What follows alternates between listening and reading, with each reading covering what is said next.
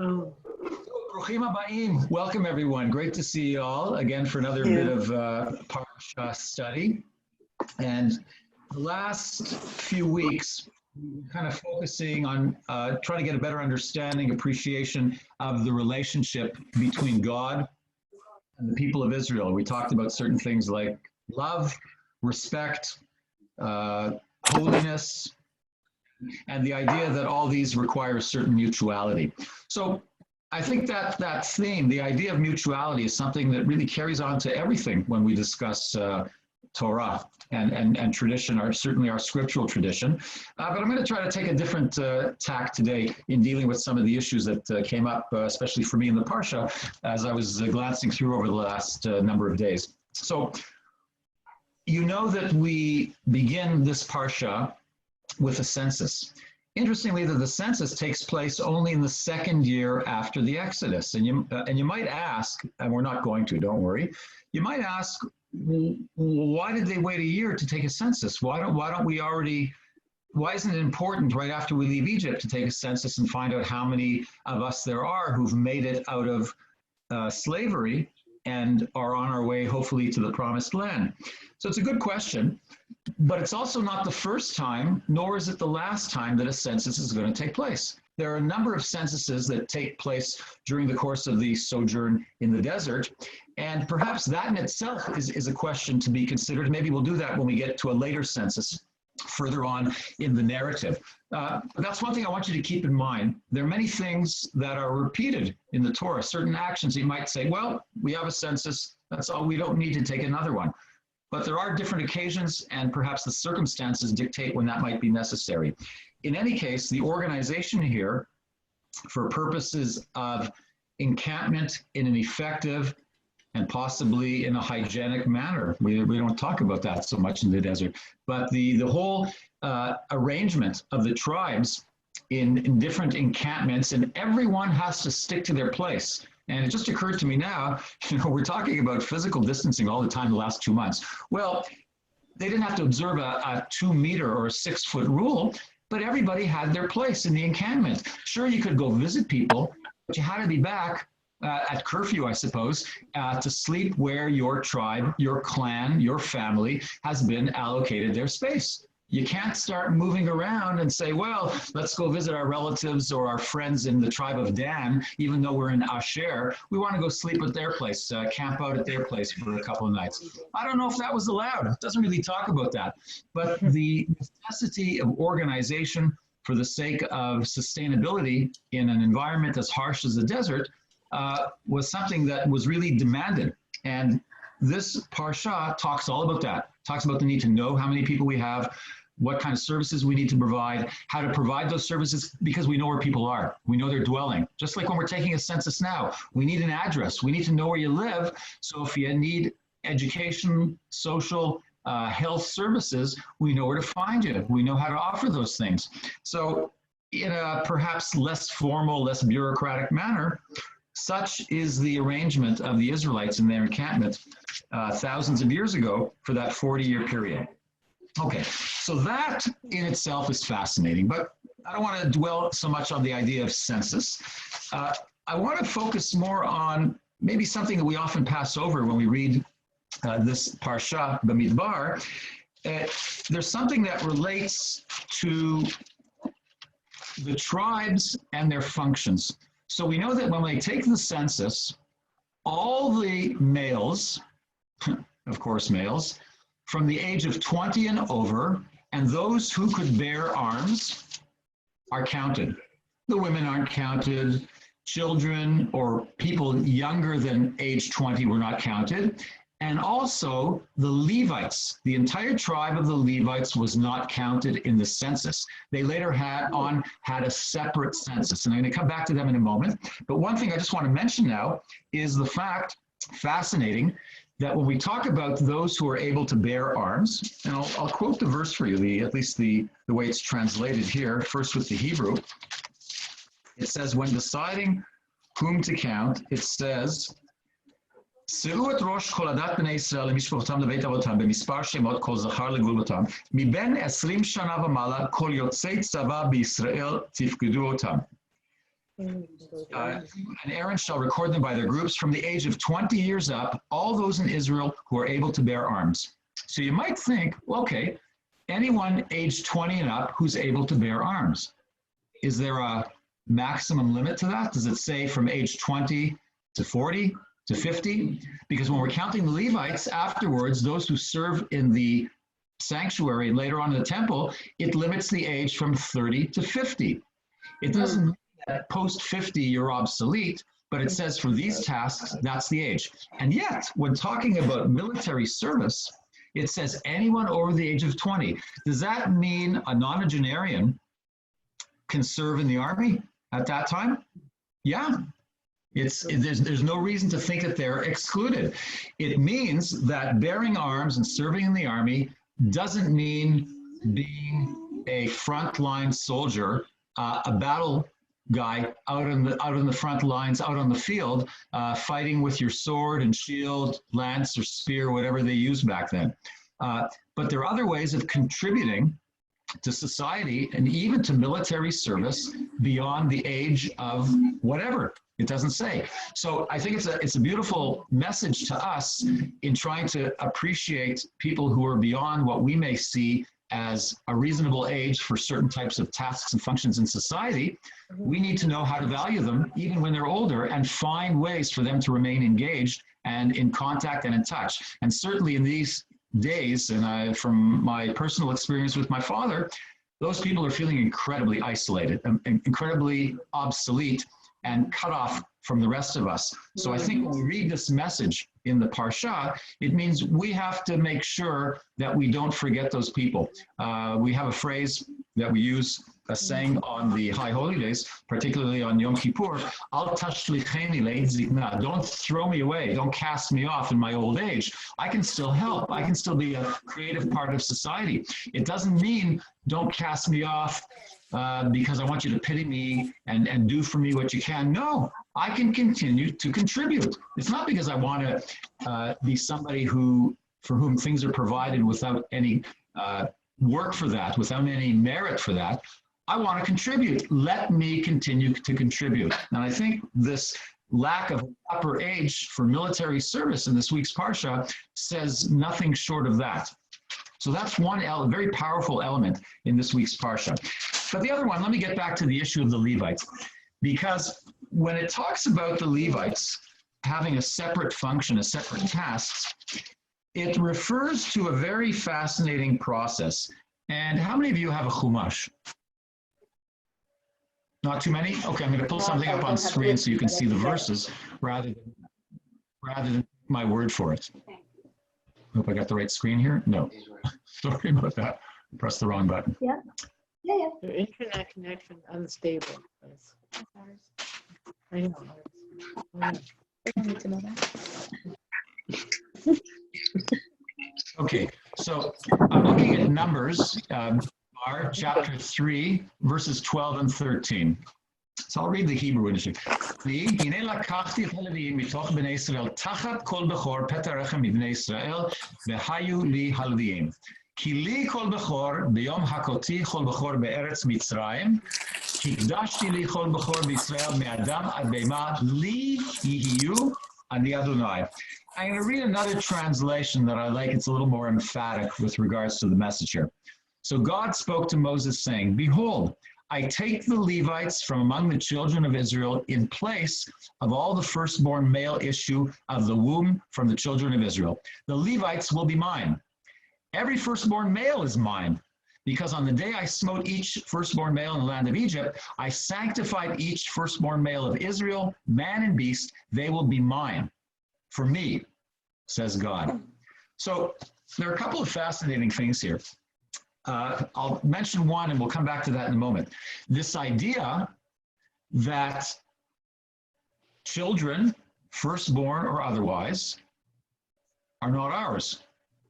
They belong to God. And I'm going to come back to that a little bit later. But no less important, this whole idea that these two groups within the Israelite nation belong to God. This idea of God possessing these two elements. initially the firstborn. And why is that? Because God saved all the firstborn male children of the Israelites when God smote the firstborn of the Egyptians in that 10th plague. And therefore, there's this eternal gratitude that the firstborns need to feel. And from time immemorial and for eternity, they have to express that gratitude and that expression of gratitude in some way. And how is that expressed? So here it's saying, they are mine, the firstborn, because of that deed in Egypt, but I'm allowing them to free themselves from the duty of serving me, because what was the purpose of saving them? I saved them so they could serve me, so they could serve God. What does that mean? To function as the ritual coordinators of everything going on in the sanctuary, sacrifice, etc., later on in the temple. However, we know that those are not the people who ran the temple business.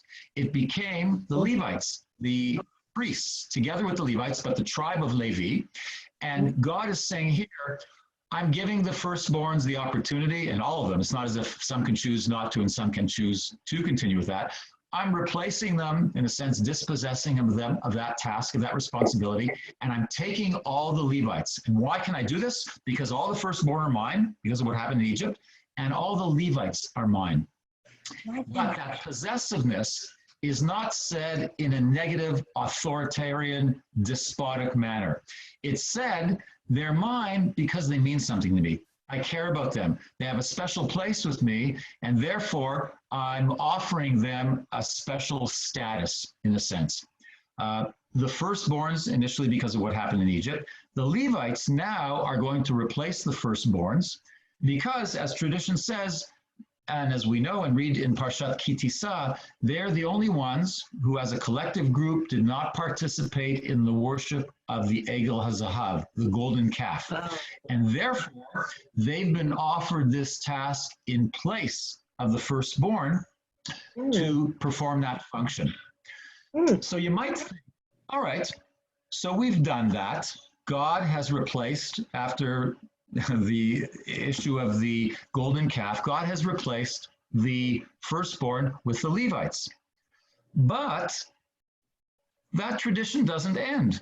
And as a matter of fact, when we read later on, that idea of redeeming the firstborn is going to continue. It's not something that ends.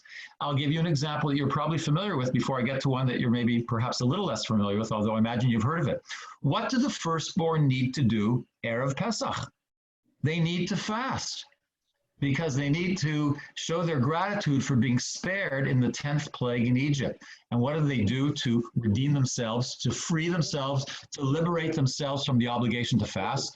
They come to Shul at the Minyan and study for 50 minutes with somebody in the chapel at Beth David, and all those firstborn present there are therefore freed from the obligation of fasting. That's their annual redemption in Erev Pesach. But beyond that, all firstborn who are not, of course, from the tribe of Levi, who are not priests, Kohanim, or Leviim, or whose mother was not a Bat Kohen, the daughter of a Kohen or daughter of a Levi, everyone else needs to be redeemed at birth. And that's a very strange thing. This idea that once, why do we have to keep doing it in every generation? Every firstborn male who's not a priest, or not a Kohen or Levi, why do they have to be redeemed? We'll come back to that question, but I'll share something with you that you're probably familiar with. What is that expression of every firstborn be redeemed? Have you heard of Pidyon Haben? The redeeming of the firstborn. How does that work? A family whose firstborn child, they need to bring 5 silver coins, as specified in Numbers 18, verse 13. 5 silver coins in order to redeem their son from their obligations, their task to God. Now, if they didn't do it, does that mean that firstborn is obligated to go serve God? No. Does everybody perform Pidyon Haben? No. But many people do. And as a matter of fact, my grandfather was a Kohen. And so my grandfather, not only being a Kohen, he was also a Malamed. He was a teacher, a bar mitzvah teacher, not surprisingly, among other things. he collected, he performed, because he was a respected member of the community, he performed Pidyon Haben on hundreds of people in the Toronto community back in the 40s and 50s.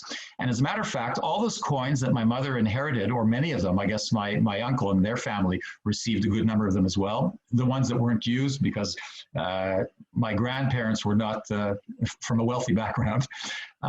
So they handed down some of these coins. And what were those coins? They weren't 5 silver shkalim, they were silver dollars. So here's one here that this is from the 1950s. This is one of the coins that I received from my mother that was given to my grandfather as Pidyon Haben back in 1953. And hopefully there are more of those coins somewhere in my family. I don't have all of them, unfortunately. But this is something that continues today. You might want to check with some of your friends if they have experienced Pidyon Haben in their family, if their firstborn was redeemed at the hands of the Kohen. I'm going to turn this off. I'll just stop share. Is anybody here gone through that process in their family? Anybody recall that being done sometime in their family?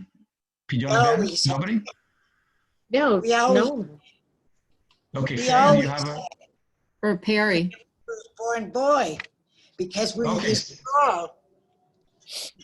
Okay, so Brenda, your firstborn was redeemed? With Perry, yes. Yeah. So I had to buy for five silver dollars. Yeah, so it's something that's still done. I don't know how many, Heather? My dad is a Kohen, so he performs them as well. So he's always, looking for the silver dollars. And then he used to buy the little kids a piggy bank. And he would put the money in the piggy bank so the kids could start saving their money. He would give it back to the family. Okay. So maybe you can check with him. Maybe he has some of the first coins he received. Perhaps he didn't give those away. It's kind of a nice thing to have. Maybe I'll ask him. Ask him if he has maybe one of the first coins that he may have received in that function. So this idea of redeeming ourselves in every generation, it's not a task that ended on that one-time event back in Parashat Bamidbar. You would have thought that made sense. They're redeemed, they're finished, that's it. But no, firstborns continue to be redeemed on a regular basis. So you might ask, so why do we do that? Why do we bother continuing with that tradition? One time. And if you look at, as we've observed in other cases as well, the ambiguity of the Torah towards rights and privileges, both among children and among different groups within Israelite society, you find that it makes a lot of sense that it wasn't a one-time occasion, and it's something that needs to have this continuity from generation to generation. Firstborn, the idea of special privilege for the firstborn is not something that's unique to Judaism. It's something that was preeminent in pretty much all ancient civilizations and cultures. There are all sorts of different ways of designating the rights and privileges as well as obligations of the firstborn. Even in our tradition, if you recall, in the book of Deuteronomy, in Parashat Ki Tetzei, a very fascinating passage when we read about a man who has two wives, one wife that he loves and one wife that he can't stand for whatever reasons. A bit of a paraphrase, but this is what it says here. If a man has two wives, one loved and the other unloved, and both the loved and the unloved ones have borne him sons, but the firstborn is the son, unfortunately, that's my comment, of the unloved one, when he wills his property to his sons, he may not treat as firstborn the son of the loved one in disregard of the son of the unloved one who is older. Instead, he must accept the firstborn, the son of the unloved one, and allot to him a double portion of all he possesses, since he is the first fruit of his vigor, the birthright, remember that word, is his due. So what are they saying here? The firstborn, according to this tradition, takes priority, no matter what. It doesn't matter if, in the extreme case of having two wives and it being the son of the unloved wife, but if you have two kids, you got an older kid and a younger kid. They're both older son is not the kind of responsible firstborn before that you imagine. Reception is elder sons bad. to be. The reception. Yeah, because I'm going to mute y'all. That's why there's a lot of background noise. Okay, so let's say the older son is Ashlob. The father can't stand him. He doesn't do what he's supposed to do. The younger son is the one he shows preference for. You can't favor, at least in terms of your inheritance, you can't favor that younger son, even if you want to give him more. Our tradition says that older son, as in many other cultures and civilizations, gets the priority in terms of birthright, in terms of inheritance. We see this in tragic ways in the biblical narrative of Genesis. How many times is a firstborn not the favored son? We have a perfect example. Why do you think this thing of the loved wife and unloved wife comes up in Parashat Ki Tetzei? Because it's referring to what happened with Abraham, with Hagar and Sarah. You have the older son of a wife that he eventually, or perhaps never did, not a wife, a concubine, that he never did prefer, but took for practical reasons because he had no children. Later on, Sarah gives birth to another son, which he loves, and Sarah insists that that's the one who should get the inheritance. And Ishmael is tossed out of the house. So Abraham doesn't fulfill, anachronistically, an obligation that he really didn't have because these laws weren't in place. But the idea that he neglected, and I don't hesitate to use that word, the rights of his older son Ishmael. Yes, God promises Ishmael he's going to be the father of many nations as well, but not the inheritance that he should have received from Abraham. What happens with Esav and Jacob? Even though Esav came out a few minutes earlier, he's the Bechor, he's the older one. He should have received that inheritance. And yet the Torah allows Jacob to deceive him and cheat him of his birthright. And I use that term very consciously because if you consider the most successful program of Jewish engagement in recent history, it's called birthright. Birthright meaning those who have a right through birth to an inheritance, the privilege of being able to go to Israel for a great discount, for a great price, and the idea of participating in something that enhances their Jewish identity, but because they were born Jewish, because they have this birthright, and that's this whole connection here. So our tradition has, in many ways, maintained this idea that through birth, you maintain the privilege and rights of a Jew no matter what you do. However, the ambiguity is in the fact that we continue to reenact that dispossession of the firstborn by the Levites. Why? Because as much as we would like to think that being born Jewish, becoming bar bat mitzvah at age, entitles you to all the privileges and rights of an adult Jew, you have to do something to merit it as well. So the Leviim, the Levites, replace the firstborn in their task because they merited it. They weren't born into the task like the firstborn were. They had to earn it because of their meritorious behavior during the event of the golden calf, of Egel HaZahav. And therefore, regardless of what tribe they were born to, they have now acquired the right to serve God first in the sanctuary in the desert and later in the temple in Jerusalem because they performed in an admirable way when it came to avoiding worship of the golden calf. And so our tradition is saying the reality of life is birthright is a wonderful thing, but if you don't do something with that, then it doesn't mean much. And those who perform acts, deserving acts, those are the ones who merit the honor of certain tasks in life.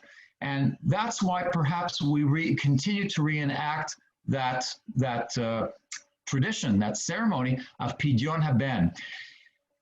You have to do something. If you're firstborn, you got to do something to show that that status is worth something to you.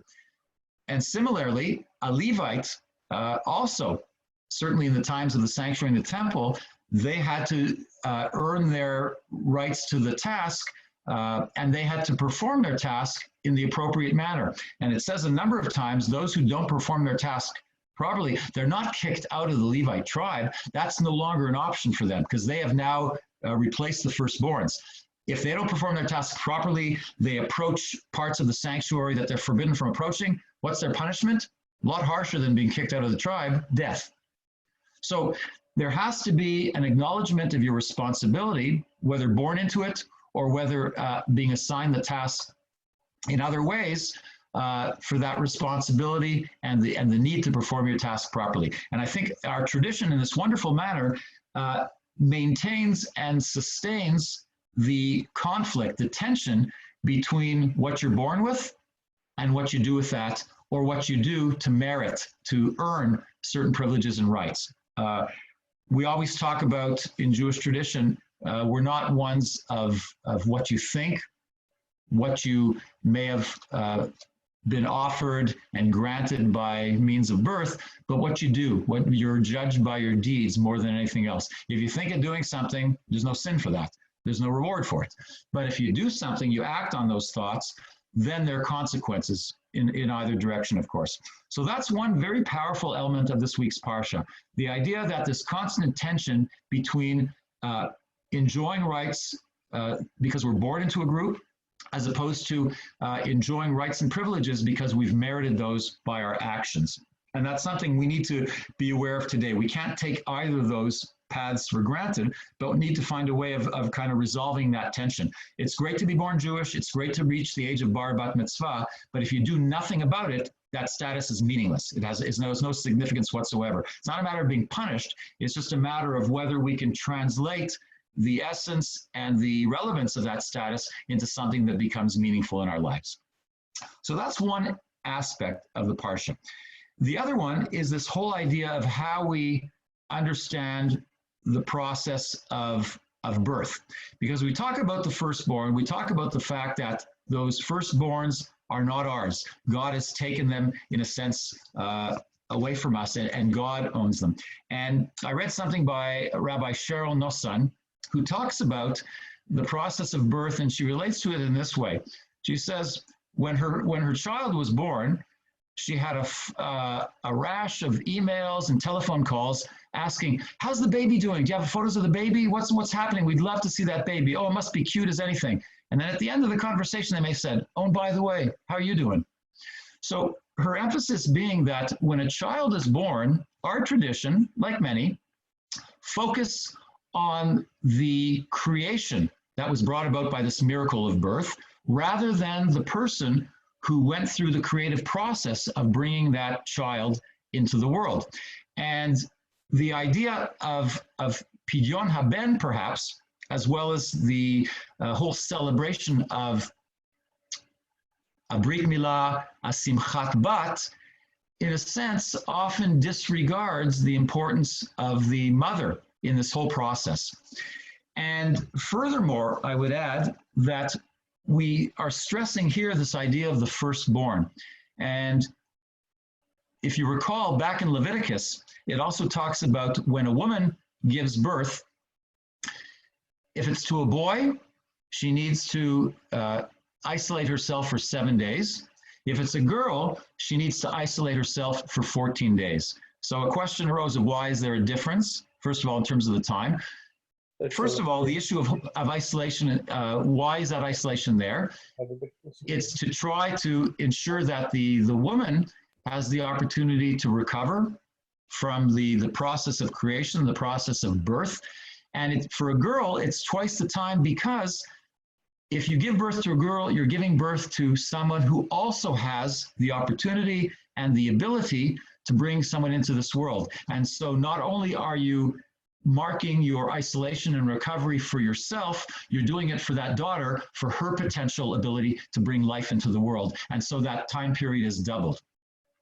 But the question arises, when you celebrate the birth of a child, and you don't always think about the condition, the situation of the mother, there's this idea of a special element to the firstborn. And what does Rabbi Nosson say? She says that we have this tradition for a firstborn of Pidyon Haben. Why do we not have it for all children? Why shouldn't all children be treated equally, their birth being celebrated in the same way? Why is there something special for the firstborn as opposed to later children? Because we often have this idea, and I think I've mentioned this perhaps in a previous class, and I imagine most of you would hesitatingly agree with me, that as much as we'd like to believe, and we think we're directed to love all our children equally, we know for a fact that that's not true. We don't love all our children equally. That's impossible. You can't love every child in exactly the same manner and with exactly the same measure. That's just not possible. We can't do that. There are too many factors that force us to distinguish between children as much as we're not willing to admit that. Now, why do I mention that? Because when we talk about a firstborn, just before I get to that, and if we're willing to admit that, there's nothing wrong with feeling differently about children. It's a matter of what you show to the children. That's the essence of it. We can't show that we may love children in a different way. Although once our children get to a certain age, and we can all decide what that might be, that's a fascinating discussion to have with children, how each of us appreciates each of our children. And I'm talking about, of course, two parents, each of which has a different way of relating to their children, whether they're boys or girls. I'll leave that for the time being. But when we talk about a firstborn, there is something special about a firstborn. Because when the first child is born, and unfortunately, I can't speak of this from experience because we only have one daughter, but I would imagine that when a child is born, the first child, that is when you become a parent. When the second or third child are born, you're already a parent. There isn't that transition from unparent to parent. It's just from parent of one child to parent of more children. Not that that isn't dramatic and often traumatic, but the idea that you've made a qualitative change going from not being a parent to a parent, and you've gone to perhaps something of a qualitative, but more of a quantitative change when going from parent of one to parent of more children. And so I think it makes a lot of sense to have a special ceremony when that first child is born. I would say both male and female, as opposed to our tradition. But there's something special and unique about the birth of a first child. I can recall that feeling when our daughter was born, when I heard that, unfortunately, due to circumstances, I wasn't able to be physically present at the birth itself. But I remember when hearing that our daughter had exited her mother, there was something very special I felt, something very unique.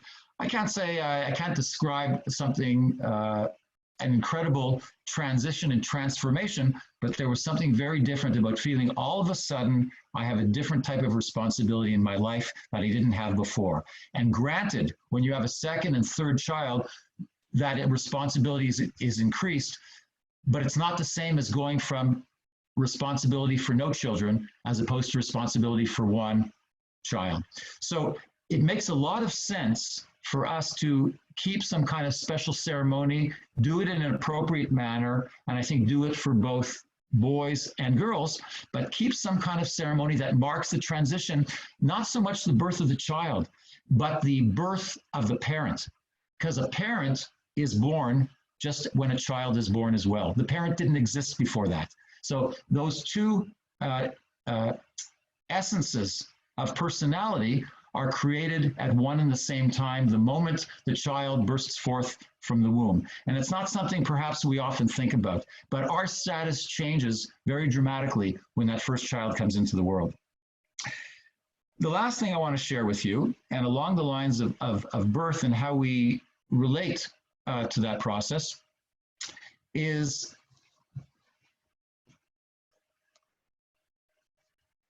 how do we support mothers when they're pregnant and when they give birth to children. So we like to think, and certainly as uninvolved physically husbands, you might say, well, there's only so much I can do. And that's a delusion that we have. Yes, we can't go through the pain of giving birth, thank God. But besides that, there is a type of support, perhaps, that we can provide that we don't often think of. And why did I think of that recently? Because a couple of weeks ago, I heard an interview, I may have shared this with some of you, about a psychologist, a woman psychologist, who gave birth to a child during the great ice storm of Quebec back in the early 90s. And she had noticed shortly afterwards, when she went for a blood test and a blood pressure test, about 2 weeks after the birth, that her blood pressure was dramatically higher than it normally is. And it got her to thinking, why is that still, it's 2 weeks since the birth, why is my blood pressure so high? And she came to the understanding and conclusion that because that child was not yet born during the ice storm, the mother had suffered an incredible amount of stress because of the fact there was no electricity, people were isolated, similar to what we're experiencing today, and she had not been aware of the stress that she might have experienced. And she decided, following that realization, that she was going to track both the mothers and the children who were born during or shortly after that ice storm. And she came to very dramatic and I would say frightening conclusions. Through her study, she found that children who had experienced being in the womb and in different semesters, different effects during the course of the ice storm, had been affected by the stress that their mothers had felt that hadn't really been acknowledged or realized before that. It affected certain issues with motor skills. It affected certain issues of IQ. And of course, not individuals. She did a study of several hundred of these babies. She tracked them for 19 years in order to see their development and compare it to the general population. And she found that that experience that the mothers had undergone from stress during pregnancy, during that ice storm, had affected those children. And why do I bring that up? Because we're in similar circumstances today. We know of people who are pregnant, and there's the fear that what mothers experienced during the ice storm is only fractional compared to what some mothers are experiencing today. Because when they talk about the scope of the event, this is worldwide. It's not a neighborhood. It's not a city. It's not a part of a province. It's worldwide. It's cross nation. Everybody is experiencing this. You might say there's perhaps some comfort in the fact that you're not alone in this. Everyone else is going through this as well. But that scope often has a more traumatic impact than comforting impact. So there's the scope of the event. There's the duration of the event. The ice storm, and this is something she followed. Some experienced it for a week. Some experienced lack of electricity for up to 3 or 4 weeks. And so the length of time that one experienced that type of stress also had an impact on the infant. We're 2 months into this already, and who knows how much longer. So the scope, the duration, and how severe it is, it affects not just electricity, it affects everything in our lives. Everything we do and that we refrain, whether by choice or because it's imposed upon us from doing, is affected by this. And so it's a bit of a frightening realization that those children who are about to be born sometime in the next few months, whose mothers have experienced the stress of COVID-19, they may be in for some greater challenges than we realize. And I say this now, I say kind of before it's too late, because it means that those mothers need additional support. And maybe we need to get out there in the community, not just ours, but speak with people about providing the kind of support that will ease and reduce and mitigate the stress that these pregnant women are feeling now. A lot of them probably aren't aware of it, as the mothers back in the ice storm of the 92, 93, whenever it was, were not aware of the stress at the time as well. It's only afterwards. And I would say a lot of the mothers who haven't read these studies have no idea that their child may have been impacted. Their child was born, and that's the way their child is. They don't think that this child may have been affected in one way or another, physically, emotionally, intellectually, by what I went through during the ice storm. They're not aware of that. And so I think it's our responsibility, going back to the idea of community that we've been speaking about for several weeks, that we need to make sure that we provide support in order to help mothers who maybe experience stress that may not be aware of the fact that they're going through stress. We kind of joke about this a lot, but when it comes time to go to sleep, a lot of us are not in a laughing mood. I think it seems to hit us when we've stopped finding humor with our friends about these events. So that's something that got me to thinking. And I saw a photograph the other day as well about a mother who gave birth, I think it was 2 weeks ago. She had decided that she wasn't going to the hospital. There was no way she was going to give birth in a hospital with what's going on. And so although she hadn't planned it in advance, she arranged for somebody to come and help her with a birth at home in a birthing pool that she installed in her house. And there's this fascinating photograph showing her lying in the pool moments after birth. The child, the infant, is lying there on her legs. She's sufficiently modestly covered, but it may be a bit of a challenging photograph for some people. She's totally exhausted, and you see the baby lying there on her legs. But a choice that somebody made in order perhaps to ease the stress that she might have felt going to a hospital. And so this is just an example of how stress, perhaps too late for the infant during the course of the pregnancy, but perhaps at least for the experience of the birth, if stress can be relieved there as well or limited, then that can be something that's helpful as well.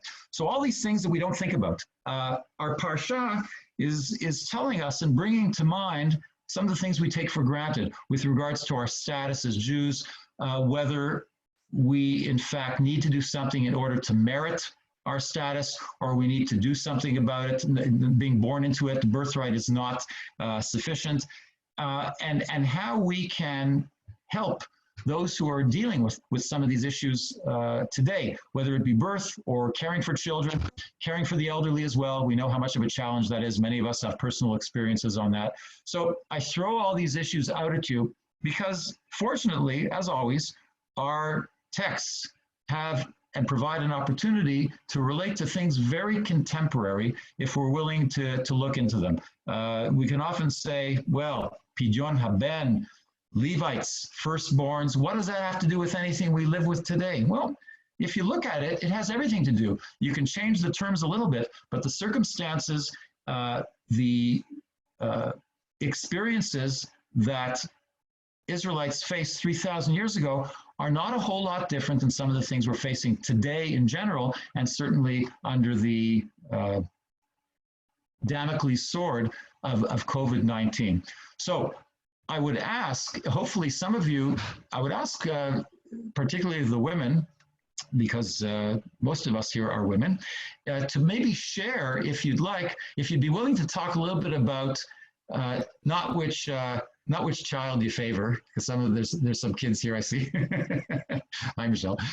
But to talk about perhaps if in fact you felt something different about your first birth as opposed to other births, and maybe some other aspects of bringing a child into this world, the birth of a parent as well, if that's something that you may have experienced or perhaps haven't thought about before. So I'm going to unmute you all. Maybe we'll take a few minutes to share some thoughts. All I would ask you to do is simply raise your hand if you want to speak so we can do it in an organized manner. The unmute didn't work. Okay. Adele, go ahead, and then Joyce.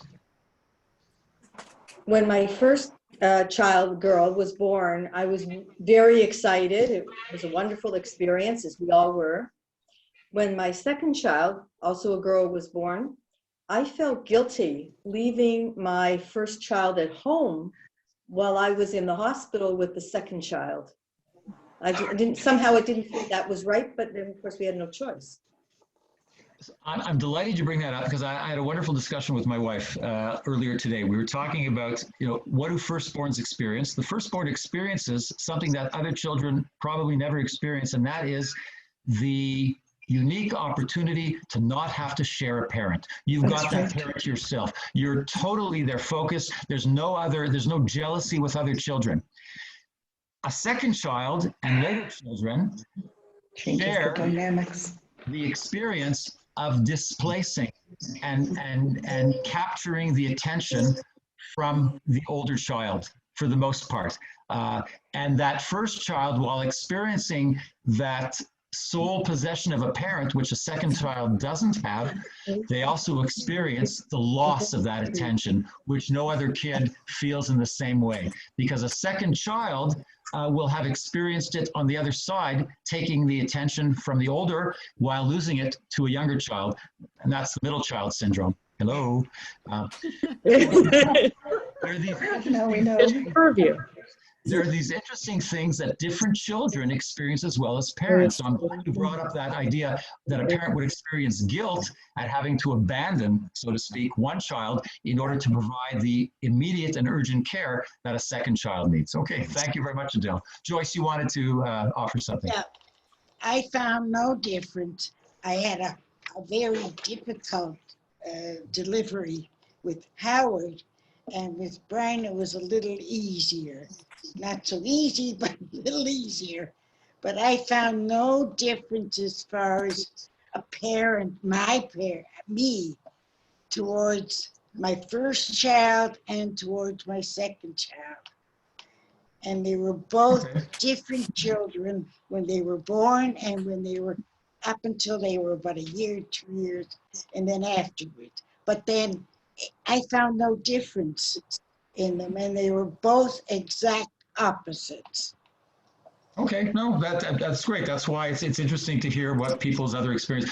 Look, I don't presumptuously say that I could possibly know what it's like to give birth to a child, but I can say that I know what it's like to be born as a parent, to understand that transition from not having a responsibility and connection with a child to having that connection and responsibility, even without the physical experience of having gone through childbirth.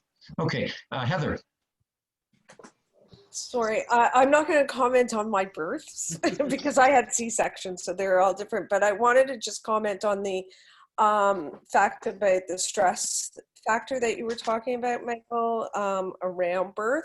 I think there's also a grief period right now for mothers as well, because fathers aren't allowed to come in to deliveries anymore. People are masked. It's not the same experience. And I think a lot of people are going through grief as well as stress. Yeah, thank you. Yeah, absolutely relevant. Thank you very much. Barbara. You mentioned middle child. It's actually really interesting that there are studies that are done in birth order for oldest, firstborn, middle child, and youngest. And I have read them, and it's unbelievable how true and accurate they are. And you talk about is it the A1 personality? That's supposed to be your firstborn because it's ingrained in us, hello, firstborn, the responsibility to be the second parent, the second mother, the second, child caregiver kind of thing. And it's totally different for each level. Okay, thank you. Thank you, Brenda. Hi. No, I just wanted to say, in terms of your point about the first child feeling one way because you're becoming a parent. So I have two, Perry and Megan, and I found each were unique in that Perry was my first, so he made me a mother, a parent. But when I gave birth to Megan, I also felt something special, unique, because I knew that I only wanted 2 children. So I gave birth knowing this is the last pregnancy, birth I'm going to have. So she had that special place. Like he was my first, but she was my last. So they each had a special place that way.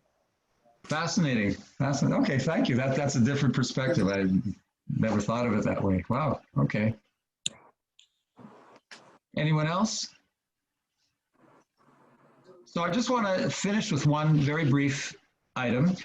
I began speaking about the fact that sometimes in our tradition, as Rabbi Nosson states, that we don't always consider the mother's needs. We're often really focused on the child and the birth of the child, whether it be a male or female.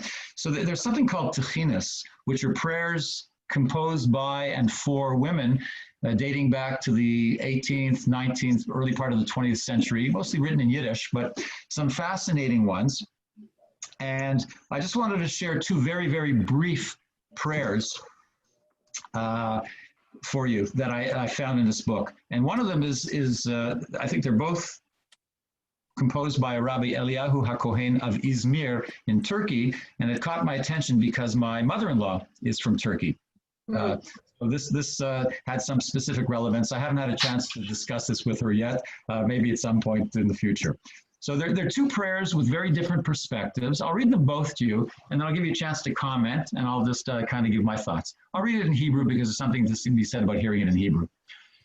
First one. Yehi ratzon milfanecha Adonai Elohai ve'Elohei Avotai melech rachman umrachem kashem shehitzaltani mehatzara hazot u'min hasakana ha'atzuma zu kachi kamru rachamecha להציל מן הסכנה זו לכל בנות אברהם יצחק ויעקב זרע אוהביך וכשם שהצלתני אתה כך עשה עמי אות לטובה ובכל פעם שאלד אמן כן יהי רצון. May it be your will, Lord my God and God of my forefathers, merciful and compassionate King, that as you have saved me from this distress and from this great danger, so you will have pity and grant deliverance from this danger to all the daughters of Abraham, Isaac, and Jacob, the descendants of those who loved you. And as you have delivered me now, so may you grant me a favorable omen, and likewise each time that I shall give birth in the future. Amen. So may it be your will. So, interesting perspective from this one. Here's the second one. יהי רצון שתזמין מזון לעבדך התינוק הזה בריבוי חלב די מחסורו אשר יחסר לו, ושים בלבבי העת שצריך להניק כדי לתת לו. והקל מעלי השינה שבעת שיבכה פתח אוזני כדי לשמוע מיד, ותצילני שלא תיפול ידי עליו בעת השינה וימות חס ושלום. May it be your will you prepare food for your servant, this infant, an abundance of milk in accordance with his need, and let my heart time to nurse in order to provide for him. Let me sleep lightly so that when he cries, my ears may be open and hear him immediately. Guard me that my arm not smother him while I sleep and he die, heaven forbid. So that's a prayer that a mother says upon rising from her bed following the birth. So just a couple of brief comments. You might say that the woman is focused on her gratitude for having survived the ordeal, the experience of giving birth, certainly in 200 years ago, a very distressing and challenging and often life-threatening experience. The second one, you might say that the focus is on the child. Let God allow me to have sufficient milk in my breasts to nurse this child, to sleep lightly so that if the child cries of hunger, I'm able to answer that immediately. And God forbid that I should turn over at night and smother the poor child with my arm or my body. God forbid. So the second one, I think, although it seems to focus on the child, our perspective would say, yes, the mother's worried about the child. But at the same time, the mother's worried about herself because we talk about stress. A mother is going to be in stress if she feels her child is in danger. And so the measures, the requests to relieve those dangers to the child are as much a request that the mother should not feel the stress that she might otherwise feel. So the fact that she should sleep lightly, because if I don't sleep lightly, then my sleep is worthless because I'm going to be having nightmares about what might happen if I don't wake up in time to feed my child, that kind of thing.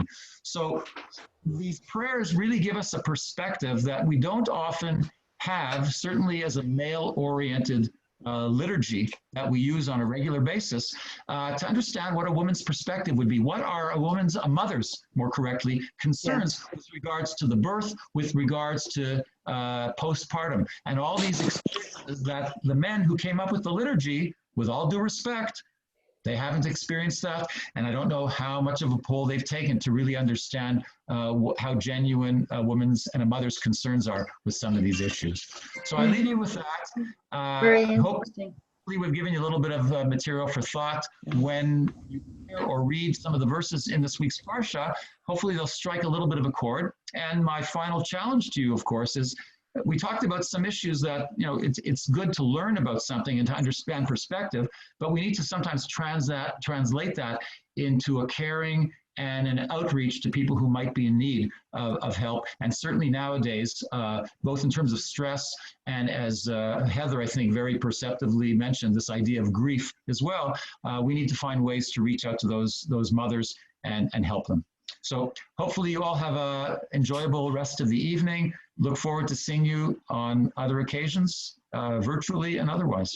Thank you very much. Thank you. Thank you, Michael. So much.